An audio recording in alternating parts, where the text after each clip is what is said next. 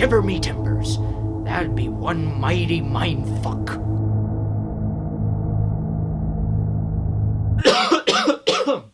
Hello everybody and welcome to today's review on The Lighthouse. So recently I saw this movie over the weekend and I gotta tell you, it was honestly one of the most twisted films I've ever seen. I would seriously rank this movie among The Shining and A Clockwork Orange as one of the most intense experiences of mindfuckery that I've ever endured. And that's not to say that Robert Eggers, the director of the movie, is like Stanley Kubrick. He's far from it.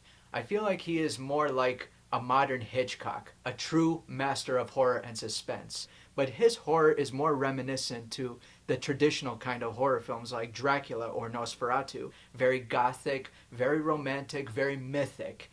And it's nice that he's kind of bringing that back to today's audience. So The Lighthouse is about two lighthouse keepers who find themselves isolated and abandoned in the middle of a storm. And as they start running out of food and water, they slowly start to go mad and they start turning on each other. And I gotta say, this film was acted brilliantly. Willem Dafoe deserves an Oscar nomination for this movie. I mean, he's been on a good roll lately. Just a few years ago, he was playing a hotel manager in The Florida Project, a great movie, great part for him. And last year, he was playing Vincent van Gogh in Eternity's Gate.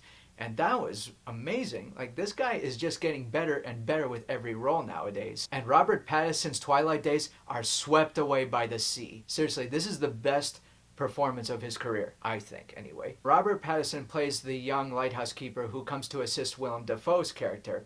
And later on, he learns from Willem that a previous lighthouse keeper actually went mad after he starts seeing visions of sea creatures, and ultimately that led to his untimely death. And then Robert Pattinson's character comes in to take his place, and soon the same thing starts to happen to him.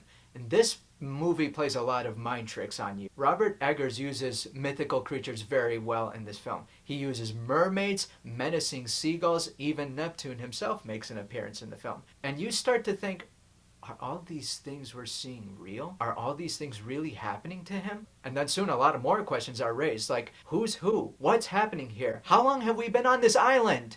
Soon the audience starts to question their own sanity, and it's intense. This movie is shot beautifully. Every single shot of this film is eye candy in black and white splendor. The amount of research put into this movie is evident when it comes to the production design, the costumes, or even the speech of the time period. It's there. Robert Eggers has done his homework. Granted, one negative I would say about the film is that the dialogue does become a little bit muddled, as appropriate as the speech is for the time period. I mean, these characters are drunk all the time, and their sanity is slowly going down the privy, so it kind of makes sense.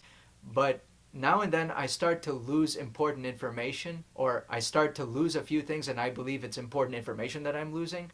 And also there was a scene that involved a dog leash. I don't want to give anything away, but that scene kind of felt way out of left field for me. I guess it does kind of give it a little more realism to, displaying madness. I don't know. I mean, granted, it does tend to become repetitive. Honestly, I thought this movie could have ended way earlier than it did, but Robert Eggers just likes to keep putting pressure and pressure on these characters until finally they snap. The madness just lingers on until it's too much for us. Overall, I really like this movie. It is a good movie. To me, a good movie has to have three things: good acting, a good story, and good cinematography. The Lighthouse checkmarks all these boxes. Its artistic achievement is one of the best I've seen all year. It's a perfect companion piece to The Witch. I may need to watch this movie again just to get a better feel and understanding of it. But after that, it could be a long time before my brain is ready for it again. I'm gonna give The Lighthouse an A-. But ye be warned, this film may not be for the faint of heart. For those who be weak in stomach or head may not survive the light. But be patient. Boredom, eviler than the devil,